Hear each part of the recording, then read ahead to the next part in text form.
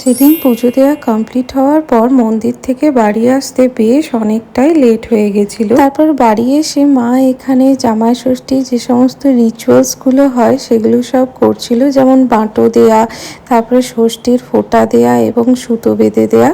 তারপরে সেদিনকে দুপুরবেলায় আমরা মা নটেশ্বরীর ভোগও দিয়েছিলাম, তাই চলে গেছিলাম ভোগ আনতে। মায়ের এই ভোগটা এত সুন্দর খেতে হয়, তাই প্রত্যেকবার বাড়ি গেলে একবার অন্তত চেষ্টা করি যে একদিনের জন্য হলেও মায়ের ভোগ খাওয়ার। তারপর বাড়ি এসে দেখি মা মায়ের জামাইয়ের জন্য সেদিন যা যা মেনু হয়েছিল সেগুলো সমস্ত কিছু সাজিয়ে রেখেছে। বিট্টু যেগুলো বিশেষ করে খেতে ভালোবাসে সেদিন সকাল থেকে মা সেগুলো রান্না করেছিল।